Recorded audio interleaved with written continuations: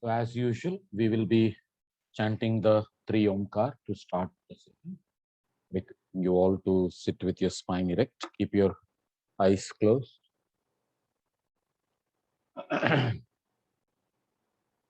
Slowly inhale.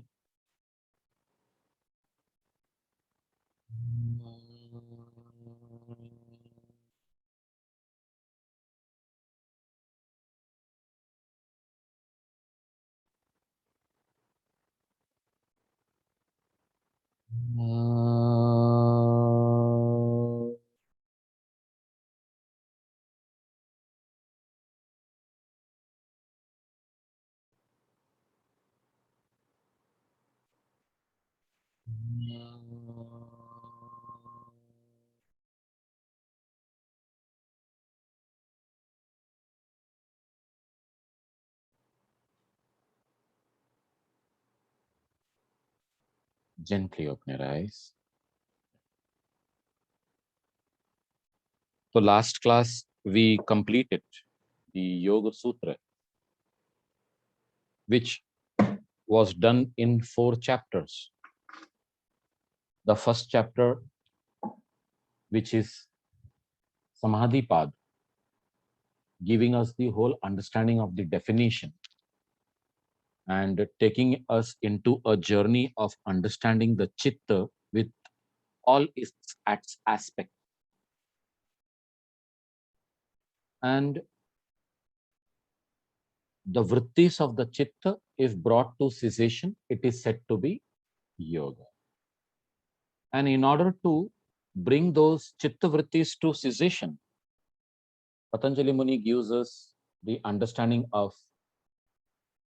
Abhyas and Vairagya. He explains how Abhyas is essential and at the same time, parallelly, the Vairagya is supposed to happen so that we reach to that level where Samadhi takes place.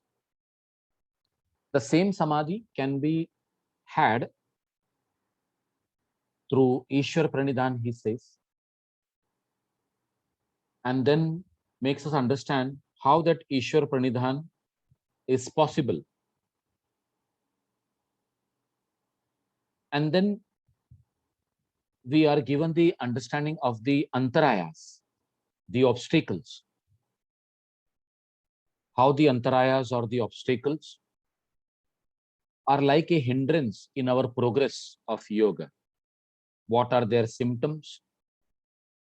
And how the practice of chanting of Om helps us to overcome this, and how the practice of Ekatattva Abhyas helps us to overcome this. Then we understood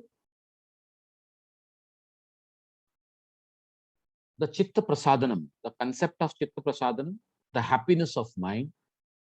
And with that happiness of mind, we lead ourselves, our mind, to a state of Samadhi. And from Sabija Samadhi to Nirbija Samadhi, we are taking the course. The second chapter, Sadhanapad, is actually talking about how we are coming into the understanding of the whole process to gain that Samadhi. And he starts with Kriya Yoga, how Kriya Yoga helps an individual to overcome the kleshas and takes one towards Samadhi. Again, it is explained. Then we understand the concept of kleshas, how avidya is the mother of all the kleshas, and how we can, by doing the prati prasava or the involution of the kleshas, we can just bury them.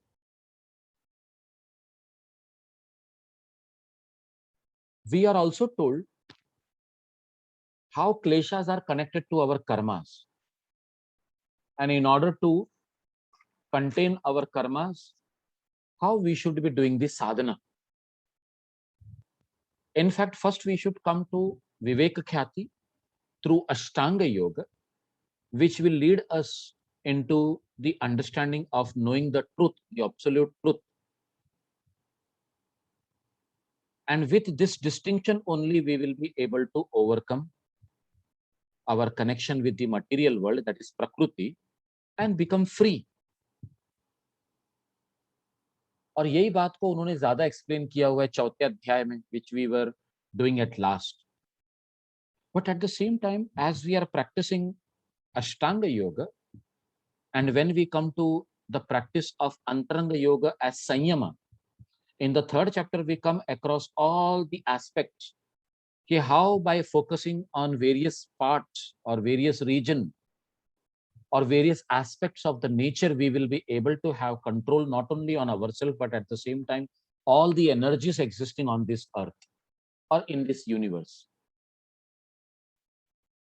And how these energies are supposed to be taken help of in order to excel on our path and not to become succumbing to it, or not to fall prey to the charming vibhutis or siddhis, which will distract us away from the path of yoga and destroy us. Making us understand what are the different ways to attain siddhis: Janma, Mantra, Aushadhi, Tapa, Samadhija. We also understand what are the different types of karmas: Krishna karma, Shukla karma, Krishna Shukla karma. The yogi is of the type of a Krishna, a Shukla. Neither good nor bad. There is no karma at all. That person can be called as a yogi. And how the different parivartan, parinama, the changes taking place because of our practice lead us into a state of discriminative state of mind, and eventually helping us not only to become sattvic, but at the same time, when the time comes, we are dropping that sattva also in order to know that we are this absolute truth, we are the Purusha. That is Kaivalya. तो ये एक 10 minute में जो है, not even 10 minutes, I have just taken 7 to 8 minutes to make you understand a short summary of the whole Yoga Sutra. If we are going in detail, then the detailing should be done of the Ashtanga Yoga, Kriya Yoga, Chitta Prasadanam and Chitta Vikshepas, so that in this life which we are living, we are helping ourselves to overcome all the possible hindrances and lead ourselves towards Samadhi. इसलिए हमको यम नियम का अभ्यास अच्छी तरह से करना है, आसन प्राणायाम का अभ्यास जो हम कर रहे हैं वो भी अच्छी तरह से करना है. We should have all those attitudes of empathy. When we talk about tapa, we are talking about willpower. When we talk about hardship in the tapa, we are making ourselves reminded that at least one thing in a day we should do, which will make us realize that this is how I am improving, and that realization of the same should be there. कुछ दिनों पहले हमने एक activity शुरू की थी कि भाई ये 10 चीजें जो हैं, हमें पूरे दिन में हमने इसमें से क्या-क्या हमने ऑब्जर्व किया उसको हम देखेंगे. तो ये एक तरीका है कि whatever we are not comparing ourselves with the other person, when I will become like that. No, not at all. Just forget about that comparison. In fact, you compare yourself with yourself. कि कल जो मैं था, आज कैसे हूं, और आज जो मैं हूं, मुझे कल कैसे होना है. और यही अगर कभी हम करते गए तो we will make ourselves very much improve. And as we have discussed earlier, Patanjali's expression is more of subtle nature. He is talking more about mind field and the factors related to higher level. लेकिन ground level पे हमको अगर कभी अपने आप पे work करना है तो दैट इज वेयर द हठ yoga comes in. And Hatha Pradipika was the text which we have thoroughly gone through from all the 4 chapters to the 5th chapter also, trying to know basically in day-to-day life what kind of changes we can bring our life to be like that. Today we are going to start with another text, and that is Gheranda Samhita. Gheranda Samhita is also said to be the text of Hatha Yoga, but nowhere in Gheranda Samhita the mention of Hatha Yoga comes. Nowhere. फिर आप बोलेंगे फिर हठ योग का text कैसे हुआ? तो घेरंड मुनि ने हठ को नाम दे दिया घट. घट मीन्स पॉट. एक जो मिट्टी का घड़ा होता है उसको कैसे बनाया जाता है? मिट्टी को निकालकर साफ करके मुलायम बनाकर उसमें पानी मिलाकर उसको इतना मुलायम कर दिया जाता है कि अब वो अपना आकार ले सके. फिर चरखे पे रखकर उसको घुमाते हुए एक फोर्स को अप्लाई करते हुए उसको शेप दिया जाता है. उसके बाद में उसको सुखाया जाता है, सेका जाता है सिगड़ी में, और उसके बाद में वो घड़ा जो है अपने कार्य के लिए काम आता है. भले उसमें दही रखो, दूध रखो, छाछ रखो, मक्खन रखो या पानी भरकर रखो, लेकिन फिर वो उसका स्वधर्म शुरू हो जाता है. अब ये भी जो हमारा जो शरीर है ये भी तो एक घड़ा ही है, पंच महाभूतों का बना हुआ है. अगर आपको इसको शुद्ध रखना है तो यहाँ पर घेरंड मुनि ने सप्त साधनम का वर्णन किया हुआ है, और ये सप्त साधन के ऊपर ही 7 चैप्टर्स बेस्ड हैं. ये सप्त साधन क्या है, ये 7 चैप्टर्स क्या हैं? अगर देखा जाए तो पहला चैप्टर है षटकर्म का शोधन करने के लिए. दूसरा चैप्टर है आसन का दृढ़ता प्राप्त करने के लिए.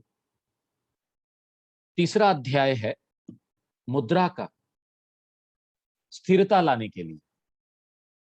चौथा अध्याय है प्रत्याहार का धैर्य प्राप्त करने के लिए. और 5वां चैप्टर उन्होंने फिर प्राणायाम का बताया और कहा कि इससे आपको लघुता प्राप्त होगी. You will get into that lightness. And from that 5th chapter we are coming to the 6th one. It is ध्यान. प्रत्यक्ष आत्मदर्शन हो जाता है, ऐसा कहते हैं घेरंड मुनि. और फिर 7वां जो चैप्टर है वो एक समाधि का, निर्लिप्तता प्राप्त करने की. तो निर्लिप्त का मतलब होता है कि जो अब हम लिप्त हैं उसमें से मुक्त हो जाना. तो हम लिप्त किस में? संसार में, शरीर में है, आसक्तियों में, इन सब में हम फंसे हुए हैं, जकड़े हुए हैं. We are in the bondages of all this things. In order to come out of this we have to go through this Saptadanam. Very beautiful text. In fact, one of my favorites. Because, you know, the practical knowledge is beautifully given in this text. As we go through the shloka, we will find that this person, whoever has written this, because Gheranda Muni, जैसे स्वात्माराम की claim करते हैं ना कि मैंने लिखा है हठ प्रदीपिका, वैसे घेरंड मुनि ये क्लेम नहीं करते कि मैंने लिखा हुआ. तो whether घेरंड मुनि is the author or someone who is listening to him is the author, we don't know. लेकिन एक बात पता है कि ये जो पूरा टेक्स्ट है, घेरंड मुनि एज द गुरु और उनके शिष्य राजा चंडकपाली. चंडकपाली is a king, they say, who came to Gheranda Muni to know the science of yoga, to get rid of the bondages and enjoy freedom. ऐसा कहते हैं कि this is a संवाद between the guru and the disciple, and when we are going through this text we will be experiencing the same. This text, which has been written around 1750 to 18th century, is the very latest text in the Hatha Yoga culture. जैसे हमने हठ प्रदीपिका पढ़ी तो उसमें हमने देखा कि lot of importance is given to Shiva. And when we are reading Gheranda Samhita now, you will see that lot of importance has been given to Vishnu. So we can say if Hatha Pratipika was written by Swatmaram Suri, he was a Shivite.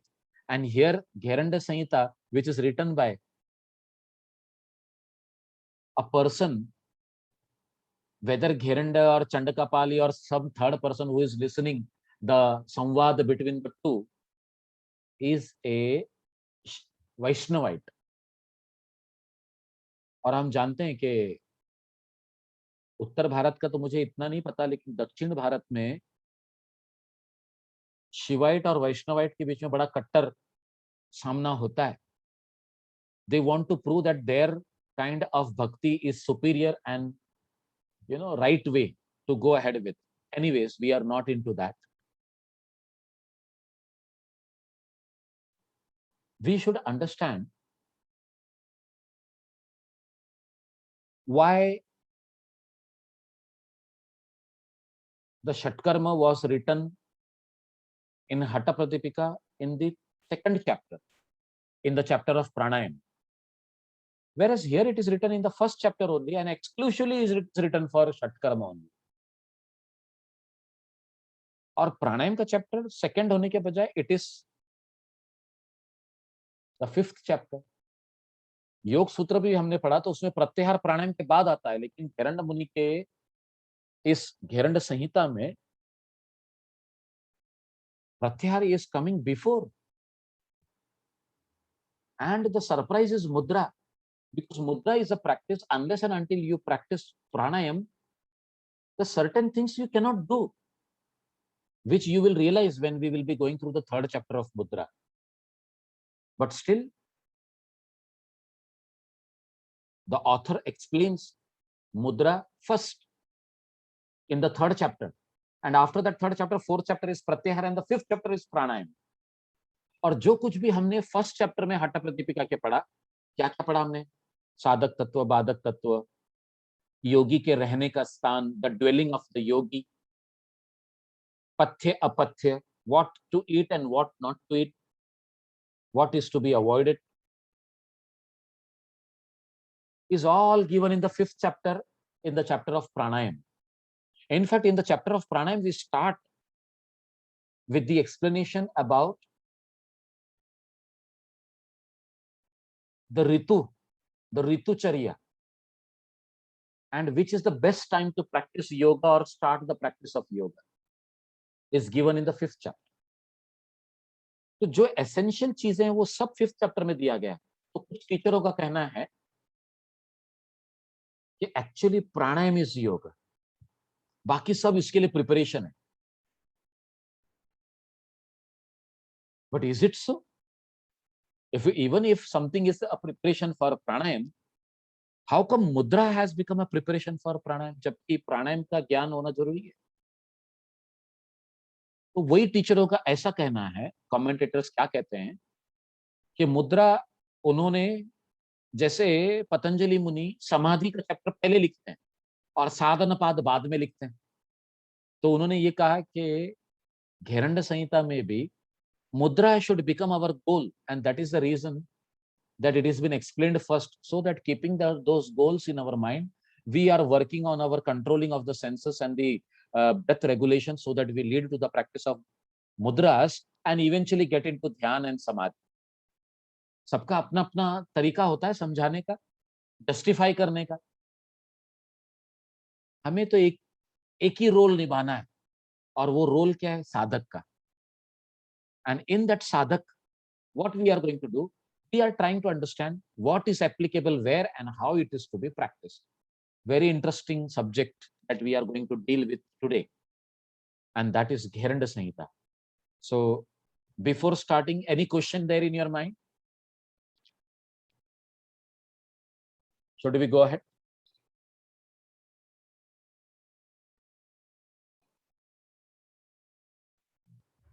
Yes.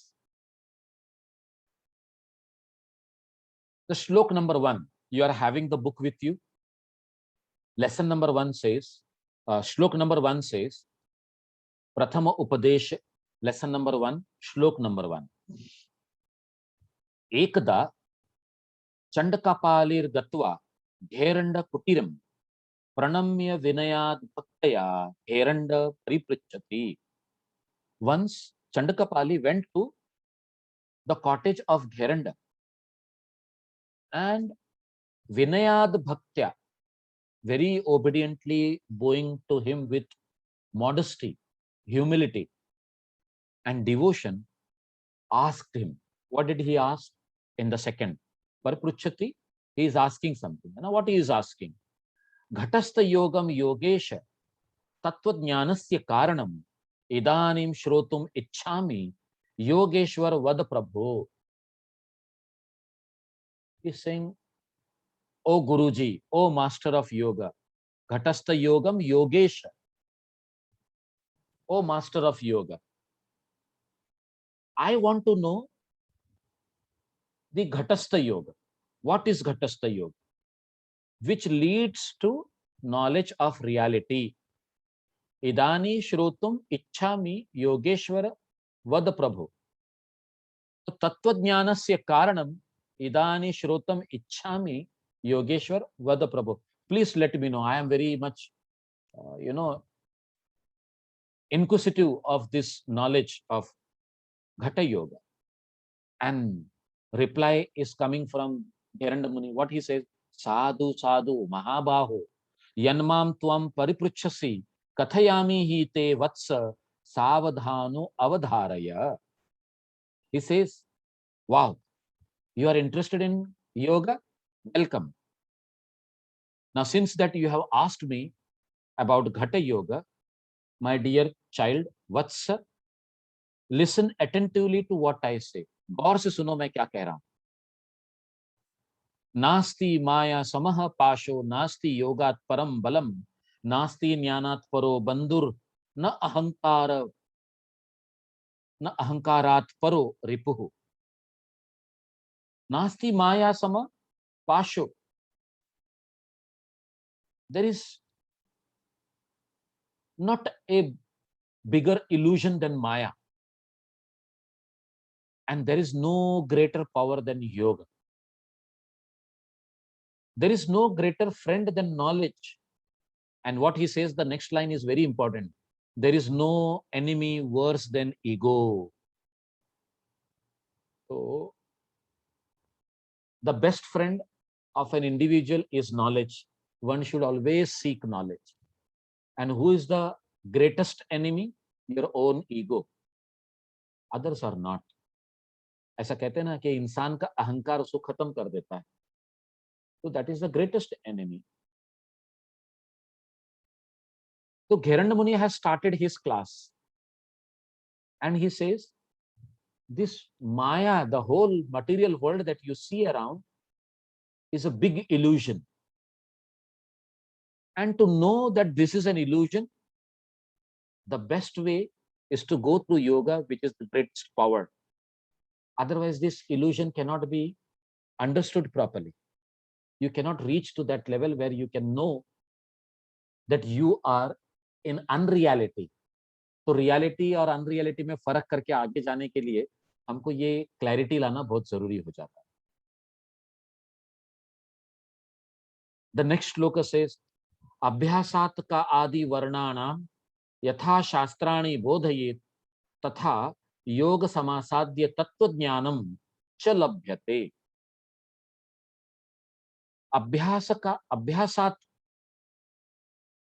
आदि वर्णानाम यथा शास्त्राणि बोधयेत. As a person begins to study A, B, C, D, A, E, E, जब तक उसको ABCD पता नहीं चलेगा, alphabets पता नहीं चलेंगे, तो how he will be able to know the Shastra, where the words, sentences have been written, and then only he will be knowing the Shastra. In the very similar manner, he says, तथा योग समासाद्य तत्व ज्ञानम च लभ्यते.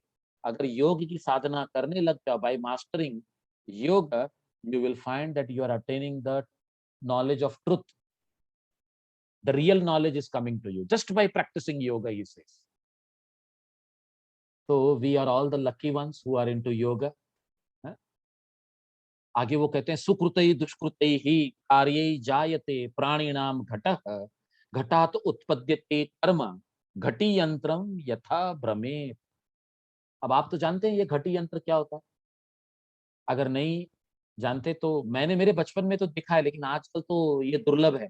Electricity आ गई, pipeline खेतों में बिछ गया, तो अभी डायरेक्ट जो है नदी से कैनल से पानी जो है जोड़ दिया जाता है खेतों तक, और खेत खलिहान सब अच्छे फल फूल रहे हैं।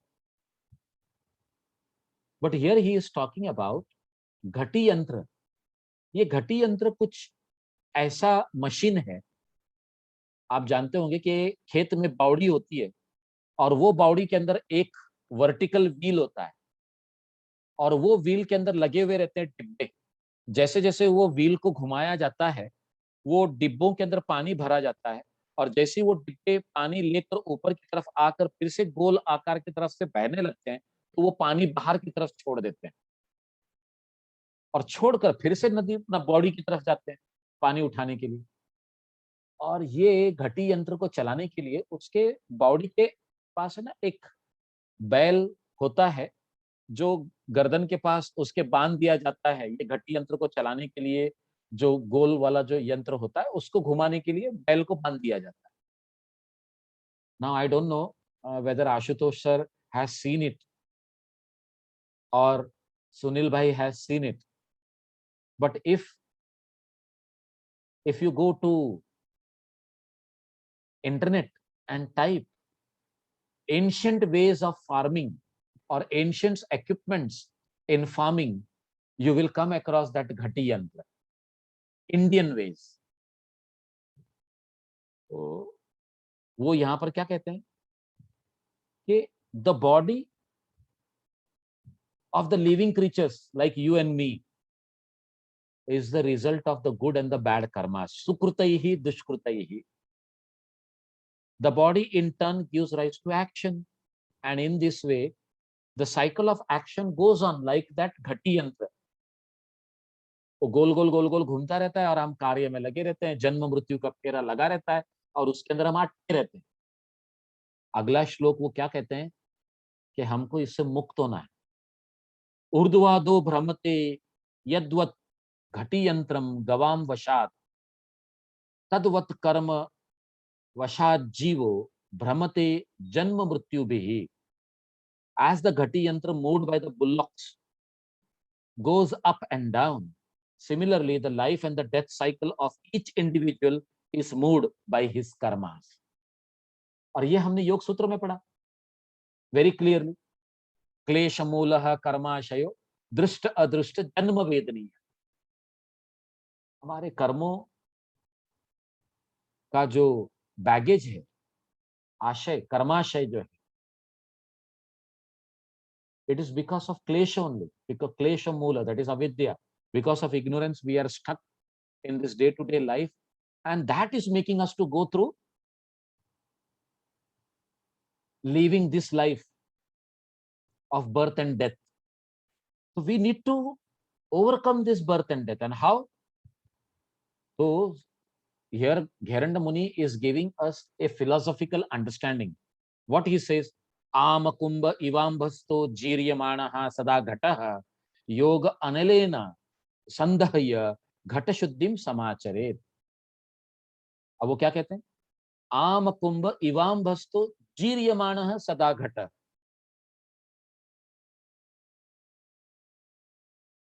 The body one or the other day will invariably go through the wear and tear,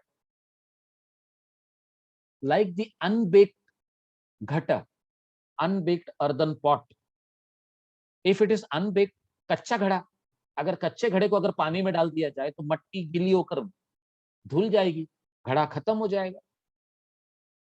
तो अभी जो हमारा घड़ा है ना, हमारा जो घट है, हमारा जो शरीर है, वो कैसा है, कच्चा है। हमको इसको क्या करना है, पकाना है। पकाने के लिए हमको क्या करना पड़ेगा, वो कहते हैं योग के आग में आ जाओ। get into the fire of yoga, which will temper the body to become strong in order to go through this kind of endeavor.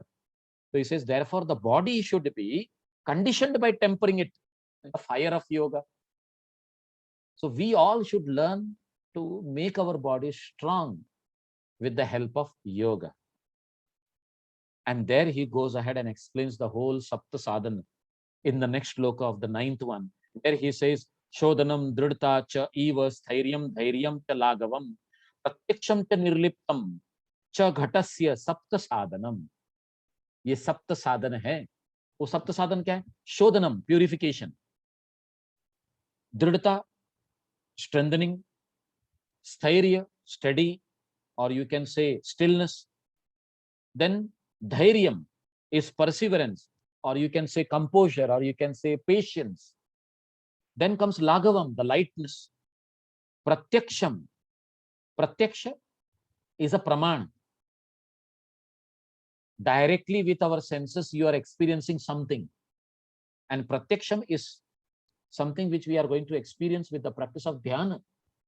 And then after pratyaksham, he talks about nirlipta. Nirlipta is, lipta means in bondage, and nirlipta means in isolation. So here he is talking about these 7 things, and he says, these are the sapta sadhanam. So the 7 aids for conditioning of the body: shodhana, purification; dridhata, strengthening; sthairya, steadiness; dhairya, composure; lagava, lightness; pratyaksha, that is realization of the self; and nirlipta, isolation of the self. अब वो ये बताते हैं कि ये एक-एक सप्त साधन कैसे प्राप्त हो सकता है, इसका इलाज कैसे है, ऐसा हमको क्या प्रैक्टिस करना होगा जिससे हमको ये सब प्राप्त होगा. When he goes on to say, षट्कर्मणा शोधनम च आसनेन भवेद्दृढं मुद्रया स्थिरता च इव प्रत्याहारेण धीरता प्राणायाम लाघवम च ध्यानात् प्रत्यक्ष आत्मनः समाधिना निर्लिप्तम च मुक्तिरेव न संशयः. So here 10 and 11 is making us understand what are the practices which will lead us into this type of result. तो शोधन के लिए हमको क्या करना चाहिए? षट्कर्म. The षट्कर्मास are going to purify the body. दृढ़ता के लिए क्या करना चाहिए? Practice of asana, which will strengthen our body. स्थिरता के लिए क्या करना चाहिए? मुद्रा, not murda, sorry, mudra. And then as this steadiness is brought about with mudra, he talks about pratyahar, which is going to bring about calmness, composure. तो प्रत्याहार का प्रैक्टिस कंपोजर लाने के लिए. और फिर उसके आगे कहते हैं प्राणायाम से क्या होगा? अंग लाघवम च ध्यानात् प्रत्यक्ष आत्मनः प्रत्यक्षम आत्मनः. आपको आपके आत्म के दर्शन हो जाते हैं, जो हमने योग सूत्र में भी पढ़ा.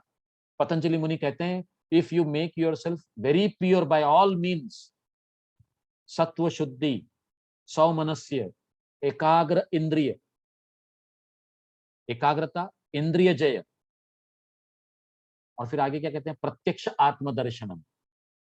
तो यहां पर ये सब जब शोधन कार्य हो रहा है, दृढ़ता प्राप्त हो रही है, लाघवम आ रहा है, what is this all going to lead us into? प्रत्यक्ष आत्मदर्शन, that is through the dhyana. And then he says, this pratyaksha atmadarshan will make us realize who is the self, what is the self, and how to become one with the self, and we will get isolated with the practice of samadhi.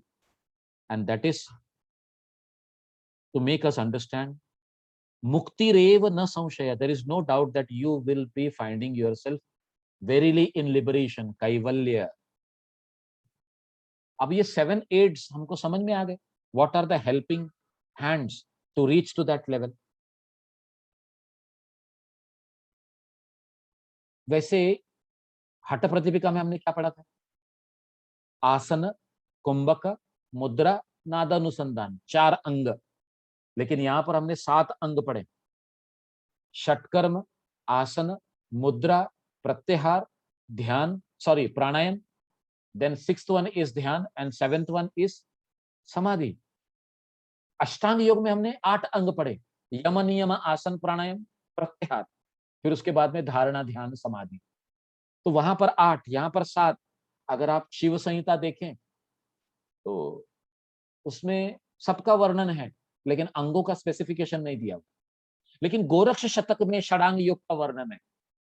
षडांग योग में अगर आप यम नियम को side में रख दें, side में रखने की बात कर रहा हूँ, निकालने की बात नहीं कर रहा हूँ, क्योंकि वो गोरक्ष शतक के अंदर गोरक्षनाथ जी का ऐसा मानना है कि यम और नियम का तो बाय डिफॉल्ट प्रैक्टिस होना चाहिए। बाय डिफॉल्ट अगर प्रैक्टिस होता है तो ही तुम योग में हो, नहीं तो कहां से हो। नहीं तो वो कहते हैं ना कि योग की साधना कर रहे हैं मुक्ति पाने के लिए और पेट भरने के लिए चोरी, तो क्या फायदा? What is the use? वो हमारे गांव के अंदर ने कहावत है, हमारे मराठवाड़ा में ये बहुत फेमस कहावत है। और वो कहावत ऐसा है, अ, अभी शायद आशुतोष सर इसको समझ पाएंगे बराबर से। नमाज पढ़ता हूँ अल्लाह के वास्ते, कड़बा चुराता हूँ बैलों के वास्ते। कड़बा का मतलब क्या होता है? गाय भैंस बैल का चारा। वो चुराता हूँ किसके लिए? अपने बैलों के लिए चुराता हूँ, कोई गलत थोड़ी ना करता हूँ। और नमाज किसके लिए पढ़ता हूँ? अल्लाह के वास्ते। क्या फायदा वो नमाज पढ़ के अगर कभी तुम दूसरी तरफ कड़बा चुराते होंगे तो? Somewhere this clarity should be brought about in order to excel on the path of yoga. And from here onwards, he starts with the explanation about Shatkarma. तो षटकर्म हमने हठ प्रतिपिका में पढ़ा, धोती बस्ती नेति त्राटक नौली कपाल भाती। सेम यहां पर भी है, थोड़ा सा सीक्वेंस में आगे पीछे किया हुआ है नौली और त्राटक में। हठ प्रतिपिका में त्राटक पहले है, नौली बाद में है। और यहां पर क्या किया है इन्होंने? त्राटक को बाद में रखा है, नौली को पहले ले लिया और नौली को नाम दिया लवलिकी। हम लोग बोलते हैं ना वाव लवली, ऐसे बोलते हैं ना, तो लवली। तो here he has given the name for Nauli as लवलिकी। कभी साबिर भाई ने आपका एग्जाम ले लिया, क्विज पूछ लिया, आजकल हम क्विज नहीं कर रहे हैं, करना चाहिए। तो कभी क्विज ले लिया तो आपको पता होना चाहिए what is the other name of nauli, तो ध्यान में रखो लवलिकी। He goes ahead and says, धौतिर बस्तिस तथा नेति लौलिकी त्राटकम तथा कपाल भाति शैतानी षटकर्माणि समाचरेत। Please take note of it that one should practice the following षटकर्मास: धौती बस्ती नेति, नेति के बाद में लौलिकी और लौलिकी के बाद में त्राटक एंड कपाल भाति। अगर आपकी जो बुक है, अगर आप उसको देखेंगे तो उसमें इंग्लिश का जो ट्रांसलेशन है उसमें त्राटक वर्ड गायब है। तो please write down trataka with your own pen. वो राइटिंग ट्रांसलेशन की गलती है। If you see the shloka number 12 and its translation, it is written dhauti basti neti लवलिकी and directly कपाल भाती, त्राटक इज मिसिंग देयर। तो लवलिकी के बाद में त्राटक लिख के फिर कपाल भाती आता है। ओके ठीक है, ये मैंने बुक का एरर आपके सामने रख दिया। Anyways we are going ahead with the next part. What is that? कि what is dhauti, what are the types of dhauti. हमने हठ प्रतिपिका में यही पढ़ा कि वस्त्र धोती और गजत्रनी, ये दो प्रकार की धोती क्रियाएं बताई गई हैं। किसमें? हठ प्रतिपिका में। लेकिन अब हम पढ़ रहे हैं गैरंड संहिता, और गैरंड संहिता में वो बोलते हैं कि 4 प्रकार की धोती क्रियाएं हैं। और वो क्या है? आंतर धोती, दंत धोती, हृत धोती, मूल शोधनम, धोतिम चतुर्विधाम कृत्वा घटम कुर्वन्तु निर्मलम। घटम कुर्वन्तु निर्मलम यानी शरीर को शुद्ध करने के साधन है ये सारे। निर्मल करना यानी मल से मुक्ति करा देना। So let the aspirant remove the impurities of the body by practicing the fourfold dhoti. And what are those? Antar dhoti, which is related to your intestines. When I say intestine, I mean right from the mouth up to the anus. That is antar dhoti. Danta dhoti is related to the cleansing of the oral cavity. And when we talk about hrid dhoti, हृद का मतलब होता है the organ which is near हृदय, ऐसा भी कहा जाता है। और कुछ लोग जठर का दूसरा नाम हृद कहते हैं। हमारा जो जठर होता है स्टमक, स्टमक का संस्कृत के अंदर एक नाम और भी है, और वो है हृद। और हृद धोती का मतलब क्या हो गया? Cleansing of the stomach, not reaching into the intestine. जबकि antar dhauti is the cleansing of the whole alimentary tract, right from the mouth up to the anus. And when you are doing this, he talks about the fourth one, and that is known as Moola Shodhana, the cleansing of the anus region. तो ये चार उन्होंने धोती के प्रकार बताए। अब ये चार के अंदर अलग अलग टाइप के हैं। तो धोती जो हमने हठ प्रतिपिका में खाली वस्त्र धोती और गजकर्णी के नाम से पढ़ी, इसके अंदर आप देखेंगे टोटल मिला के आप 13 धोतियों को समझते हैं। 13 dhotis have been explained, but all these are coming under one group, one category, and that category is known as धोती। अब ये 13 क्या है? अब धोती के चार और बाइफर्केशन हो गए, सब कैटेगरीज। वो सब कैटेगरीज क्या है? चार: आंतर धोती, दंत धोती, हृद धोती एंड मूल शोधन। अब आंतर धोती में वो हमको और चार बताते हैं, और वो क्या है? वात सार, वारी सार, वहनी सार, बहिष्कृतम। सार का मतलब प्यूरिफिकेशन।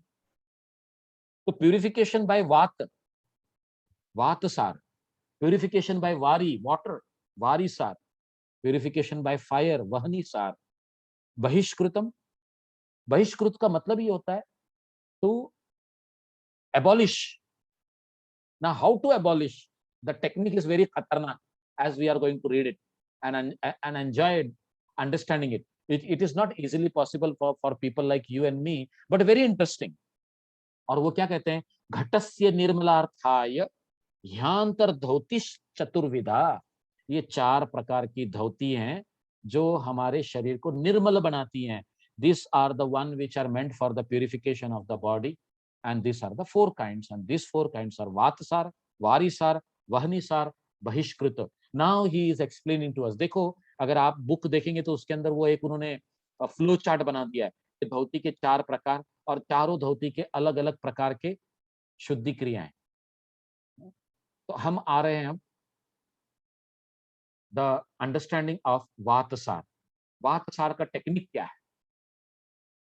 काक चंचू अवदासेन पिबेद वायुम शनैहि शनैहि चालयेद उदरम पश्चिमाद वर्तमना रेचयेत शनैहि। क्या कह रहे हैं वो? काक चंचू वद, आपका जो होंठ और उसके अंदर टंग, उसको बीक ऑफ द क्रो, वैसे काक चंचू यानी the beak of the crow, you are shaping it, and what you are doing? पिबेद वायुम शनि शनि, you are supposed to drink or eat air. So when you are eating air, it is not going into the lungs, it is going into the intestine, it is going into the stomach. फिर आप बोलेंगे sir, लेकिन जब भी हम ऐसे मुंह से सांस लेते हैं तो वो पेट में थोड़ी ना जाता है, वो तो लंग्स में ही जाता है। नाक बंद कर दिए तो लंग्स में ही जाने वाला है वो। हम, for your information, when you eat air, that doesn't means that you are inhaling air. Eating air or drinking air means you are gulping, and that gulping action will make the epiglottis above the windpipe to close. So when the windpipe is closed, what will happen? The air will go into stomach. इस तरह से पेट में हवा भर दी जाती है। Draw in air slowly through the mouth, forming it like a beak of a crow. And now आगे क्या बोलते हैं? चालयेद उदरम पश्चाद वर्तमना रेचयेत शनैहि। मूव द एब्डोमेन, मतलब पेट के अंदर अब हवा भर दी, तो अब वो हवा को अंदर खिलाओ। जिस तरह से हम पानी के नीचे बर्तन को रखकर धोते हैं और पानी को उसमें खेलने लगाते हैं ताकि पूरा मल निकल जाए, उसी तरह से आप हवा को अंदर खिलाओ। एंड देन ही सेज रेचयेत शनैहि। कैसे? पश्चात वर्तमना, from the lower passage. So as you do the expulsion, you have eaten the air through the mouth and now you are expelling the air through the anus. This is where you are doing vatsar. क्या हमको ये करना चाहिए दोस्तों? For common man it is not allowed. Let me be very clear. We already going in the morning through the different kind of problems that comes to us because of vata, pitta, kapha and diet irregulation, which creates amavata in our body. What is amavata? Flatulence, gas हो जाना, एक प्रकार का gas ही है। और वो gas क्यों हुआ? Because of the indigestion. अब खैर ठीक है, ये गैस अलग है, इंडाइजेशन की वजह से नहीं है, लेकिन जबरदस्ती तो लेके गया है ना पेट में आपने। तो अगर हमारी लाइफस्टाइल वैसी है तो शायद ये हमको हेल्प नहीं करेगा। But if you are of a very good lifestyle like a yogi, time पे उठना, टाइम पे सोना, टाइम पे खाना, टाइम पे पीना, ऋतु के हिसाब से सब कार्य करना, दिनचर्या ऋतुचर्या का पालन करना, यम नियम का पालन करना, साधक तत्व बाधक तत्व का पालन करना, सारे वर्च्यूज और वैल्यूज को रेस्पेक्ट देना, अगर ये सब आप कर रहे हैं तो आप वातसार करेंगे तो आपको कोई प्रॉब्लम नहीं आएगा। Because you are so much courageous in doing it that you will not come across the problems. Courage, साहस होना बहुत जरूरी है। नहीं तो हम जब ये हवा खाने लगेंगे ना तो हमको ऐसा लगेगा कहीं ये दर्द तो नहीं करेगा, कहीं ये प्रॉब्लम तो नहीं करेगा। हमको ऐसा लगेगा हम हवा ले तो लिए, लेकिन अगर ये नीचे से पास नहीं हुआ तो हमको पेट में दर्द होगा। और ऐसा होता है ना, फ्लैचुलेंस होने के बाद में पेट में कितना दर्द होता है।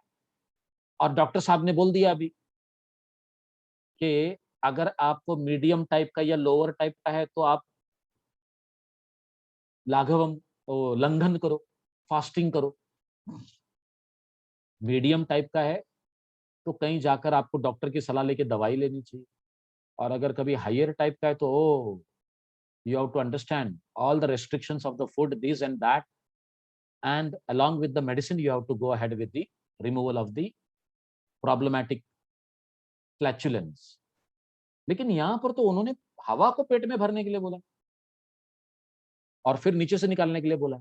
तो this needs a proper practice under the guidance of a teacher. हाँ, हमारे साथ में वो टीचर होना चाहिए, वो गुरु होना चाहिए जो इसको जानता है। साबिर भाई को भी मालूम नहीं है, वातसार तो ऐसे ही लेक्चर ले लेके उनका जो है ना हवा अपने आप पेट में चले जाता है और नीचे से हवा पास भी होते रहता है और उनका वातसार ऐसे ही होता रहता है, पूरा लाइफ ये कार्य चल रहा है।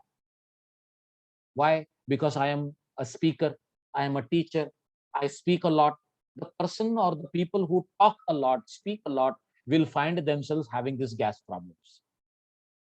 Said and done, he is telling us how this Vatasar is helpful. Vatasaram param gopyam deha nirmala karakam sarva rog shayakram deha anala vivardakam। सारे रोगों का नाश कर देता है।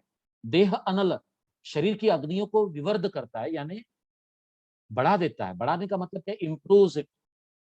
as that heat is getting improved, you will find that you are getting rid of such kind of problems। और ये क्या कहा उन्होंने? वात सार परम गोप्यम, ये बहुत गोपनीय शास्त्र है। This is something which is to be kept secret. देह निर्मल कारक, ये आपके शरीर को प्यूरिफाई कर देता है, शरीर को स्वच्छ कर देता है। अगर ऐसा है तो first you have to understand the concept of yoga, train yourself with the values and virtues, make yourself a sound person with the understanding of sukritai, dushkritai, the goodness and badness as one, and then you should go ahead with vatasar. You will be finding it very easy. Next, akanta purayed vari vaktrena cha pibechanaihi Sorry, chalayed sir, but udari. Yes, sorry, sir.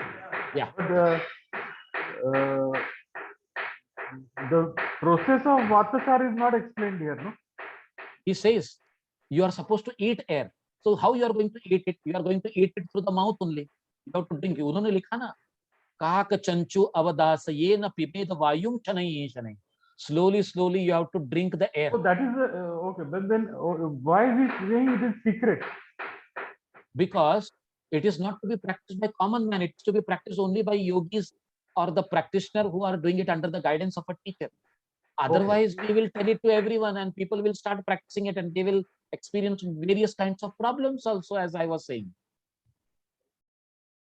तो secret का मतलब एक ही है कि do not dictate it to each and every other person.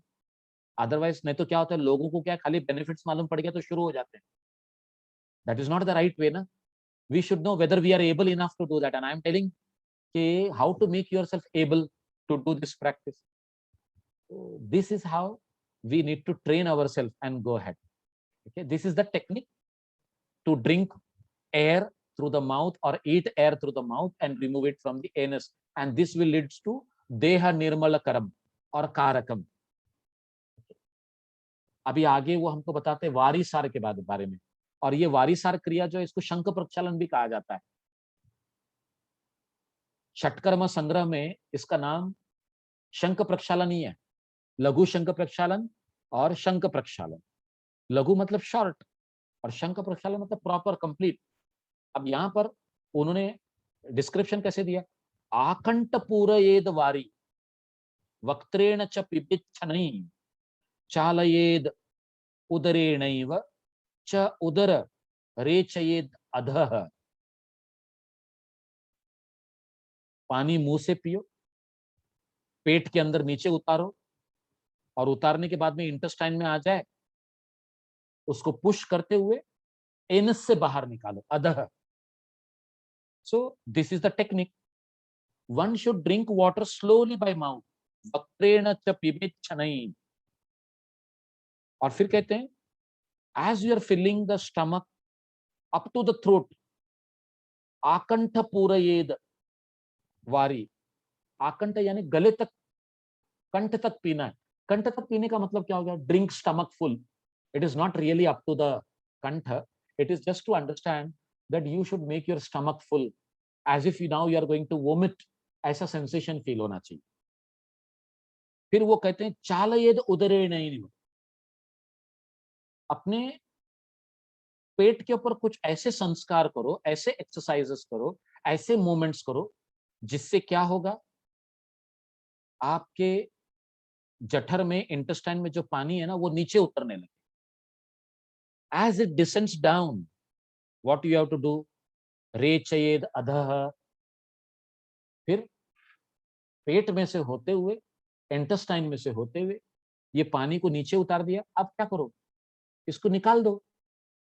और एक बात बोलता हूं, जब पानी पीने के बाद में वो नीचे की तरफ उतर जाता है तो आपको जोर से टॉयलेट आती है तो सेंसेशंस कैसे होते हैं, उसी तरह से सेंसेशंस होंगे. And if you go to the toilet and just sit in that sitting position to pass on the stool, you will find that all the water is getting washed out.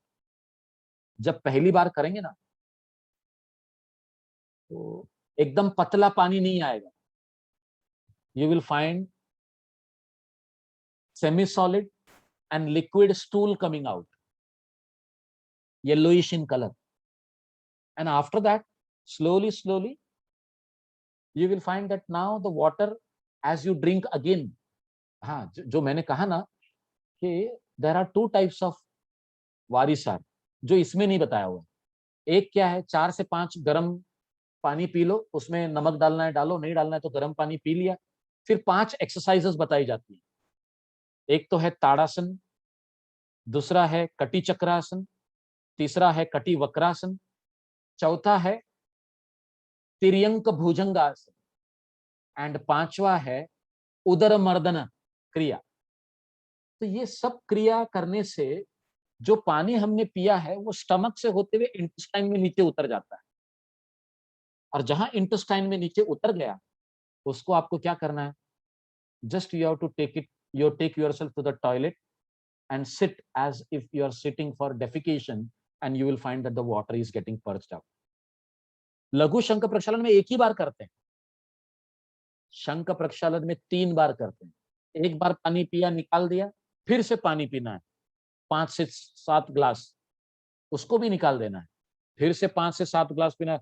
ऐसा तीसरी बार में ना लगभग जिस प्रकार का पानी आप ऊपर से पीते हैं उसी प्रकार का पानी नीचे से बाहर आता है. तो ऐसे समझ लो पूरा प्रक्षालन हो गया, यानी purification of the whole alimentary tract has taken place. Let me tell you one thing, is it really good for everyone? इसीलिए कहते हैं कि Shankha Prakshalan, which is the ultimate Shankha Prakshalan, which you drink water again and again and remove it out again and again.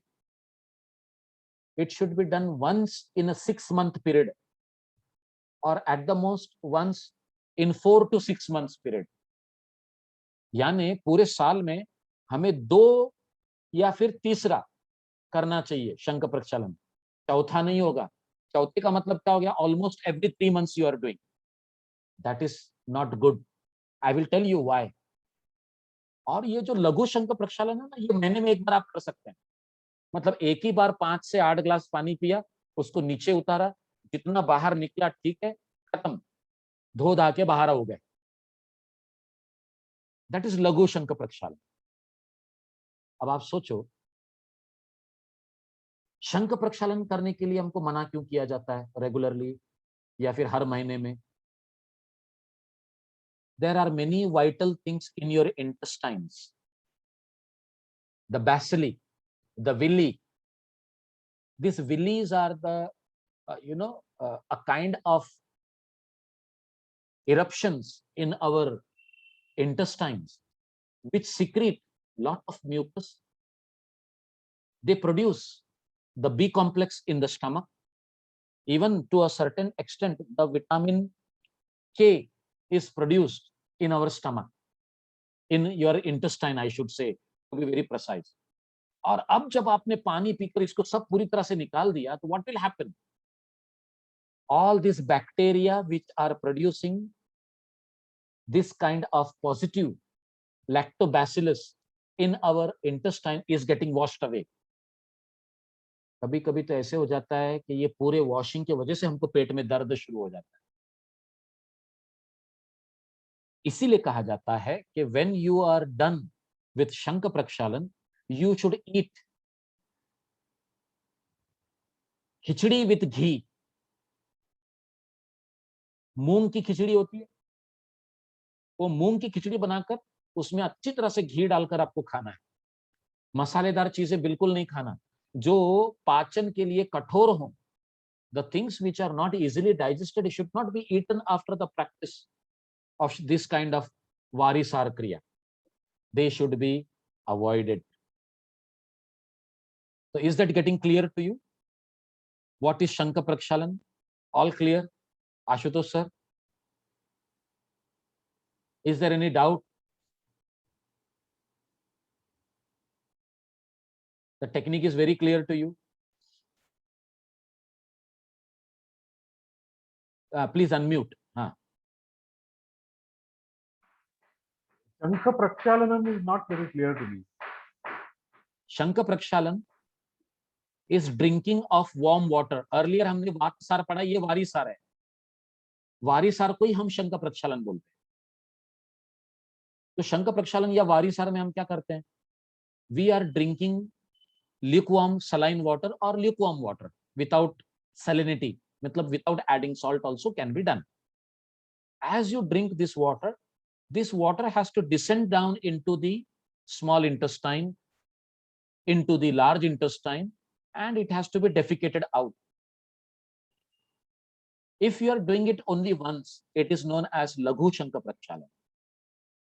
And if you do it in one go thrice, 3 times, then it is known as proper Shankha Prakshalan. शंख तो ये हमको मालूम है, conch. तो the conch का internal passage जो है वो आड़ा तीड़ा ऊपर नीचे होता है। उसी तरह से हमारा इंटेस्टाइन भी है। हमारा स्मॉल इंटेस्टाइन लगभग 21 से 22 फुट लंबा, हमारा लार्ज इंटेस्टाइन 3 से 4 फुट या 5 फुट लंबा। और इनमें से जब हम ये पैसेज को, वाटर को बहा देते हैं, तो the whole impurities is washed out. But along with the impurities, what I am trying to say, we lose even vital things from our intestines, and these vital things will lead to problems also. So in order to get it properly replenished, one should always eat khichdi along with ghee, so that not only you are lubricating the internal linings of the mucous membrane in our intestine, but also you are putting less load for the digestion, because already you have gone through some kind of process which has troubled you a lot. जब आप practice करेंगे तो आपको पता चलेगा, but don't practice on your own. At least once you should be doing it under the guidance of a teacher who will be taking care okay, how you are doing and how you are going through it. In fact, what we do, we also keep the sphygmomanometer to check the blood pressure of the people, because sometimes it happens because of the exertion, the BP rises high and they trouble themselves. So for high blood pressure people, it's to be totally avoided. They should not do it. But if you are a diabetic and the blood pressure is under control, then you can go ahead for Shankha Prakshalan, like Laghu Shankha Prakshalan. Is that clear to you now, sir? Should we go ahead? Yeah. अब ये था आपका वारिसार. उन्होंने वारिसार को भी यही कहा, परम गोप्यम वारिसारम परम गोप्यम देह निर्मल कारकम साधये तत्प्रयत्नेन देव देहम प्रपद्यते. This varisar which purifies the body should also be kept a great secret. It should not be indiscriminately taught to everyone and other. Is to be mastered with great efforts. The body becomes radiant, he says. Deva deham prapadyate. If you practice it with efforts. So this was varisar. And now we are coming to Agnisara Kriya. What is Agnisar? Nabi Granthi Meru Prushte Shatvaram Chakarayet. Udaryamamayam Tyaktva Jataragnim Vivardayet. Nabi Granthi, the navel button. Meru Prushte should be pulled towards the spinal column. Shatvaram Chakarayet, 100 times. 100 times का मतलब क्या होता है? Do it many times. अब देखो यहां पर उन्होंने ऐसे कुछ भी नहीं लिखा कि सांस को बाहर रोको और पेट को ढीला छोड़ दो, फिर pull the stomach in and push it out, pull it in and push it out. उन्होंने खाली इतना लिख दिया कि नेवल को अपने स्पाइन की तरफ पुल करो. But this is incomplete. Why is Gheranda Muni is keeping it incomplete, or why writer is keeping it incomplete? The first thing is that all this is supposed to be learned under the guidance of a teacher. One should not, though you are reading it, you should not practice it on your own. पहले teacher के guidance में. तो teacher क्या बताता है कि भाई सांस को पूरी तरह से बाहर रोक दो, automatically you will feel the vacuum in your chest, and then the Udyan will happen, and in that Udyan, as you relax the abdomen, pull it in, push it out, pull it in, push it out, pull it in. So ये protrusion of the abdomen out and pulling it in by holding the breath out is the practice of Agnisar. And he says, Udarya amayam tyaktva jataragnim vivardayet. If you are doing this, all the problems of the stomach will be taken care of. Or I should say, all the abdominal problems will be taken care of. And what is going to happen? The gastric heat will increase. Whenever the Agni Vivardayet ki baat ki jati hai, so it is not only the gastric heat, but we have to understand the whole Agni in the body. That means the metabolic process is improving. The whole process of metabolism is going on improving. और उन्होंने क्या कहा? शतवारम च कारयत. तो शतवारम जो word यहाँ पर use किया हुआ है, it is not to do exactly 100 times, because वो 100 टाइम्स करने के लिए आप सांस रोककर कर नहीं सकेंगे. लेकिन कहने का मतलब ये हुआ कि बार बार करो. जैसे एक माँ अपने बच्चे को डांटते हुए कहती है ना, 100 बार कहा कि ऐसे मत किया करो, फिर भी ऐसे ही करते हो. अब वो 100 बार उसने बताया कि नहीं बोला है पता नहीं, लेकिन वो कहती है ऐसे कि 100 बार कहा. तो यहाँ पर आपको ध्यान क्या रखना है? Many times you are supposed to do as per your ability and capacity. और फिर वो इसके लिए भी यही कहते हैं कि वहनी सारमियम धौतिर योगी नाम योग सिद्धिता ऐशा धौति ही परागोप्या न प्रकाशया कदाचन. न प्रकाशया कदाचन. सभी को मत बताओ, ये सभी को प्रैक्टिस करने मत लगाओ. Only the people who are interested in yoga to learn it to a deeper level should be given the idea about it. Otherwise, leave it. छोड़ दो, मत कराओ सबसे. The Vahani Saradhauti brings success in yoga to the aspirant. This should be kept a secret and should never be divulged. It should never be propagated indiscriminately. That is the meaning here. So is this clear to you? Agnisar Kriya is clear. Should we go ahead for the next one? Ashutosh sir, Agnisar Kriya clear हो गई आपके लिए? Are you getting me? Ashutosh sir, you are not responding. Maybe he is not able to hear. Ashutosh sir, are you hearing us? There is a lot of noise going on in my house, so Ah, sometimes it is difficult. oh, okay. Anyways, this was all about Agnisar Kriya, which I was explaining. So Agnisar, you have to exhale out, hold the breath out, and let the abdomen cave in, push it out and pull it in, push it out and pull it in. Even this has to be kept as a great secret, and it helps us to increase the gastric heat in the body. As it is said, it is no doubt going ahead with the purification of the body with the help of heat. तो हमने देखा कि अंतर्धोती में first one was with the help of air, second one was with the help of water, and third one was with the help of fire. अभी जो चौथा है बहिष्कृतम is totally different. Let us try to read about it. It is very interesting. काकी मुद्राम साधयित्वा पूरयेद उदरम मारुत धारयेत अर्धयामम धारयेत अर्धयामम तू चालयेद अध वर्तमना. काकी मुद्राम साधयित्वा पूरयेत उदरम मरुत. हवा को आपको खाना है, उसको पेट में भरना है, और कब तक भरना है? अर्ध याम. What is अर्ध याम? 1 yama is of 3 hours. So अर्ध याम becomes 1.5 hours.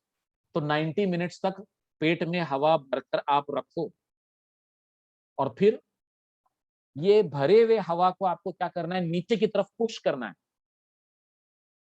This has to be pushed down, and what will happen, you know, as this retained air is pushed towards the anus, it will push the rectum out of the anus passage. It will push, yes, the intestine out of the anus passage. And that's what he writes in the next. What he says, नाभिग्न जले स्थित्वा, पेट तक के पानी में आपको खड़े रहना है. शक्ति नाड़ी विसर्जयेत. Shakti Nadi is the large intestine that you have to remove from the anus region, and you have to put it into water. Karabhyam Shalayan Nadi. हाथों से इस नाड़ी को यानी इंटेस्टाइन को धोना है. यावन मल विसर्जनम. उसके अंदर के सारे मल को जो है बहा देना है.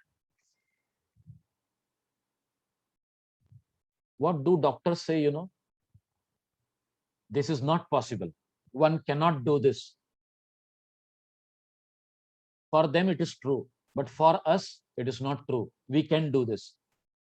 See, because of our unhealthy type of lifestyle, we find ourselves getting into the problems like piles, fissures, fistula, and even the prolapse of the rectum. What is prolapse of rectum? The rectum comes out through the anus outside, which is really very painful. The person goes through lot of issues. सो नहीं सकता, बैठ नहीं सकता, चल नहीं सकता, परेशान हो जाता है. डॉक्टर बोलते हैं सर्जरी करो. ठीक है, वो अपनी जगह पर अलग चीज है, वो बीमारी है. लेकिन यहां पर तो आपने इंटेस्टाइन पे पूरा कंट्रोल लाया. कैसे कंट्रोल लाया आपने? अभ्यास करते हुए. और ये अभ्यास से आपने क्या किया? हवा को खाया. हवा को खाने के बाद में, पीने के बाद में आपने क्या किया? उसको 1.5 घंटे तक अपने एब्डोमेन में रोक कर रखा और नीचे की तरफ धीरे धीरे पुश किया. उन्होंने लिखा ना, पूरयेद उदरम मरुत धारयेद अर्धयामम तू चालयेद अधवर्तमना. उसको नीचे की तरफ लेकर जाना है, और लेके जाने के बाद में क्या बोलते हो? आप चले जाओ, पानी में खड़े हो जाओ नाभि तक. So navel deep water you are going to stand in and remove your Shakti Nadi through the anus. And जैसे हम वो ऐसे ऐसे करके हाथ से धोते हैं ना, वो सीधा बोलते हैं कराभ्याम शालयन नाड़ी, हाथों से अपने इंटेस्टाइन को धो दो, और धोने के बाद में यावन मल विसर्जनम, पूरी तरह से जो मल है उसको निकाल दो। और फिर आगे क्या बोलते हैं, आवत प्रक्षाल्य नाड़ीम च उदरे वशयेत पुनः, अब तुमने धो दिया उसको फिर से अंदर ले लो। अब आप बोलेंगे सर बाहर तो निकाल दिया, अंदर कैसे ले? Ashwini mudra is the technique that we have to practice. धीरे धीरे बुध का आकुंचन करना और अंदर की तरफ पुल करना, वो अंदर की तरफ चला जाता है। तो उसके लिए हमको अपने आप को ऐसा बनाना पड़ेगा, नहीं तो होगा नहीं। साई चरित्र में लिखा गया है कि साई बाबा खुद इस अभ्यास का प्रैक्टिस करते हैं। उसमें थोड़ा सा एग्जैगरेशन है कि वो अपना इंटेस्टाइन निकाल के झाड़ के फांटी पर सूखने के लिए छोड़ देते हैं, ऐसा लिखा हुआ है। That is exaggeration, because this is not possible that you can detach it. वो जुड़ा हुआ रहता है, आप निकाल सकते हैं, उसको धो सकते हैं और अंदर ले सकते हैं। अगर डॉक्टर्स कहते हैं कि this is not possible, for them it may be true, but for us as yogis this is true, this we can do, it is possible. आप पैर में सॉक्स पहनते हैं, जब आप पैर में सॉक्स पहनते हैं या हाथ में ग्लोव्स पहनते हैं, और जब हाथ का ग्लोव्स आप ऐसे करके निकालते हैं, तो जो अंदर का लेयर होता है वो बाहर आ जाता है और बाहर का लेयर अंदर चला जाता है जब आप निकाल देते हैं तो, भले वो सॉक्स हो या हाथ का ग्लोव्स हो। अब इसी तरह से जब आप हवा भरकर वो इंटेस्टाइन को एनस से बाहर की तरफ पुश करते हैं, समझो ये अगर इंटरनल लेयर है, ये पाइपलाइन है, तो ये इंटरनल लेयर ऐसे होके बाहर की तरफ निकल जाता है, यानी अंदर का जो भाग है वो बाहर की तरफ आ जाता है। और वो क्या हो जाता है, वॉश, पानी में धो दिया आपने, और फिर धीरे धीरे आकुंचित करते हुए जैसे उसको अंदर लेते हैं, you are getting it done. आप पूछेंगे साबिर सर ऐसा कोई करता हुआ तुमको मिला क्या? अभी तक नहीं मिला, आई हैवंट सीन एनी। मैंने भी पूछा हमारे टीचर को, सर आपने ऐसे किसी को देखा क्या? उन्होंने बोला नहीं देखा। मैं बोला सर फिर ये हो सकता है, इसकी क्या गारंटी है? बोले अगर कभी आपको योग में विश्वास है, और वो भी दृढ़ विश्वास है, तो ये मान लो, have faith that this is possible. और उन्होंने आगे क्या लिखा कि ये तो सिर्फ आप और मेरे जैसे योगियों के लिए पॉसिबल है, इट इज दुर्लभ इवन टू देवास। See the next shloka what he says, याम अर्ध धारण शक्तिम यावन्न साधयन नरः बहिष्कृतम महाधौतिर महाधौतिस वच्चैव न जायते। So long as a person is not able to retain for 1.5 hours of this great dhoti known bahishkruta is not possible. Okay, here it is not given about that. Aha. तो Sunil sir मुझे बता रहे हैं okay fine this topic is done and we will stop here. फिर दंत धोती तो हमको next start करना है। बट हियर एक बात क्लियर हो गई कि 1.5 घंटे तक जब तक आप हवा अंदर रोक कर रखने के लायक नहीं बन जाते, तब तक आप इंटेस्टाइन को बाहर पुश करके निकाल नहीं सकते। ये क्लैरिटी वो इस 24वें श्लोक में हमको देकर बताते हैं कि दिस इज द ग्रेट धोती विच इज नोन एज बहिष्कृत इज नॉट पॉसिबल। तो आपको पहले इसको पॉसिबल बनाने के लिए क्या करना है, you have to retain, learn to retain the air in for that long period. तो आज हमने 4 धोतियों में से खाली एक ही धोती का अभ्यास किया, दैट इज आंतर धोती। एंड इन दैट आंतर धोती वारीसार, वातसार, वहनीसार एंड बहिष्कृत, ये 4 धोती को हमने समझ लिया। So here we are stopping at the 24th shloka. Next we will start with the Dant Dhoti, which is again very interesting for the next class. Okay. Thank you very much. We will go ahead.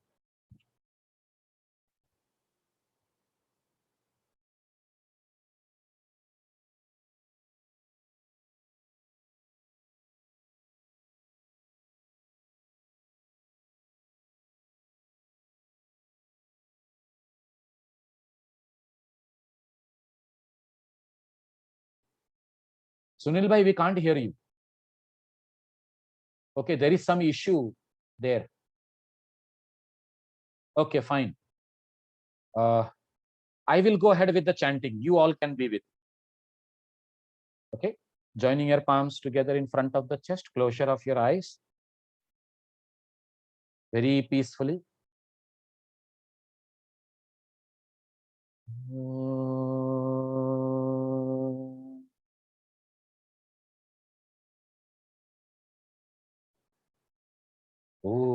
Purnamadah Purnamidam Purnat Purnamudachyate Purnasya Purnamadaya Purnamevavashishyate.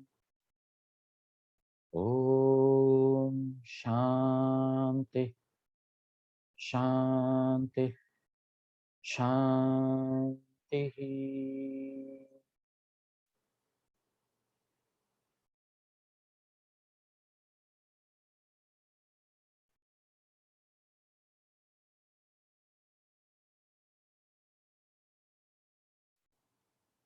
Thank you very much. So Ashutosh sir, you have anything to share with us? Well, so you can hear a lot of noise in the background. I know. I can make Yeah. it out, and I was wondering how you might have gone through it, but I will suggest you go through the recording, sir, today. You go through the recording because this is very interesting, and you will love to go through it because you are practically more interested in the yogic practices. And today we are discussing about all the practical things. So better that you go through it. Go through the recording again, so that before the next week when we start again, some things will be very clear and there will be a lot of questions in your mind. 98% I captured, 2% Acha, I okay. might have lost. Oh, okay. Only 2% I might have lost. Then it's okay. Yeah. Then you will catch up So, with but the I will other. go through it. Now, I wanted to ask you before we go to the experience sharing. Supposing I want to do Varisar tomorrow, so can I start with tomorrow itself? It is better not to do tomorrow. First, you have to do that today and tomorrow. You are eating very light. Okay, okay. And making sure that you are feeling very light. So with that eating light and feeling of very lightness, you are preparing your stomach to go through a kind of wash. Okay? Because what happens many a times, if there is undigested material in your intestine, and the next day if you are doing Prakshalana Kriya, that is Shankha Prakshalan, sometimes it is done and you are removing all the impurities, but sometimes it gives you a lot of pain and problems. There will be a lot of headache. So once 2 days you have spent in regulating your diet and having light food, then you can go ahead on the third day doing Shankha Prakshalan. How to do it? You can drink lukewarm water. It is better to add some salt to it. At least, 1 glass, 1 pinch of salt you are adding to it and drinking it. So as you drink 5 to 6 glass of water, you have to do 5 exercises. One is interlocking the fingers, raising the hand up, raising the heel, stretching up and coming down. इसको हम बोलते हैं ताड़ क्रिया, ताड़ासन की तरह.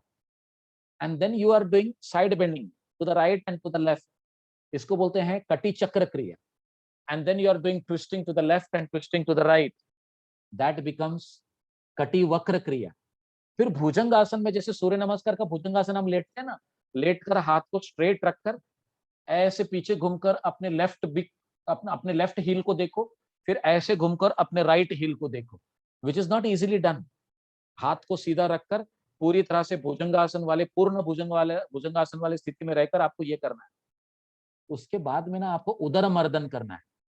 You are sitting completely in the squatting position, and in that squat with your thighs you are rubbing from right side to the left, because right side से left की तरफ ही intestine का passage जाता है नीचे की तरफ.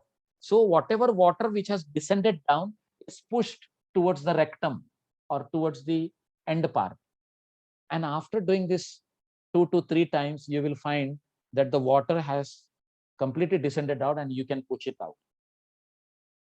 Okay, and then the water will be removed. आप करके देख सकते हैं, you can do it, but I would suggest in your nearby area, if there is anyone who is expert in this Shankha Prakshalan, you should take their help and do it. In Pune, there is one of my friend whose name is Pramod Nifarkar. So Pramod Nifarkar's name I will share it with you. Once you can do under his instruction or his observation, and after that you can do it on your own, sir. Because what happens, we have to be always careful about the state that we are going through, because when you are doing this, sometimes you will come under panic attack, sometimes you may come under some kind of strain. कभी कभी पानी निकलता ही नहीं है, वो excitement के वजह से कॉन्ट्रैक्शन हो जाता है और पानी निकलता नहीं है. तो ये सब चीजों को अवॉइड करने के लिए there should be someone who makes you understand how to relax. Did you get that?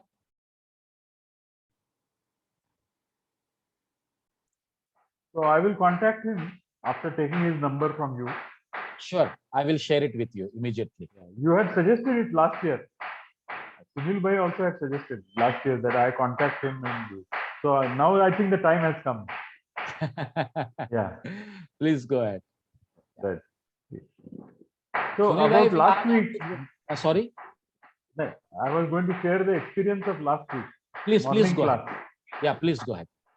So morning class last week, Mahendra Bhai was there throughout, and since Jaikumar ji was not there, we took the classes ourselves, and it was a very good experience for both Mahendra ji and myself.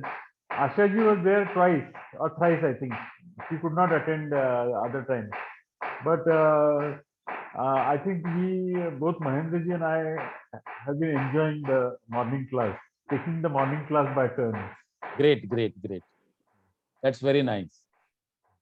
So this is where the confidence is going up and you're doing good to yourself. Yeah, slowly it is going up. But Yes. pranayam still, I'm not very confident. I'll have to practice more. That's completely fine, sir. In fact, I will suggest you start teaching pranayam and you will find that you are improving in your practice also. Okay. That will give you the confidence, that will give you the boost. Okay. Now you should not think the other way. ठीक है, No, थोड़ा so, बहुत ऊपर.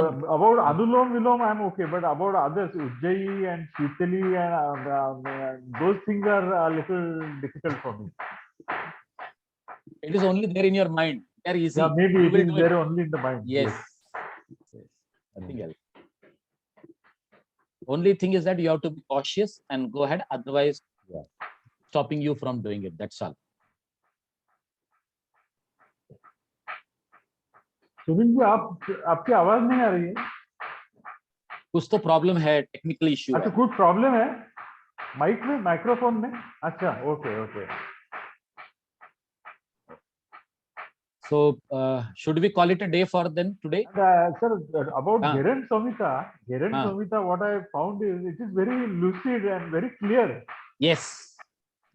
That's why I said that it is one of my favorite texts, which I love. Right. Immediately I could notice in the first chapter itself that he explains it very beautifully. And because it is question answer, maybe. That is one thing. And other thing is that since we have done the earlier things also, so now these things will become more easier for us also. Yeah. But at the same time, the language is lucid. The language is like to that kind of layman's language. It is not very technically pure Sanskrit and very much like that. It is Sanskrit, no doubt about it. But it is made very easy for us to understand. Yeah, that is true. So good that we are doing Geren Samhita after doing a lot of other things. Chalo. So said and done. We will go ahead and wind up the session for the day. Thank you very much. Thank you, Sabir Bhai. Thank you, Sunil ji. Thank you, Kadam Sahib.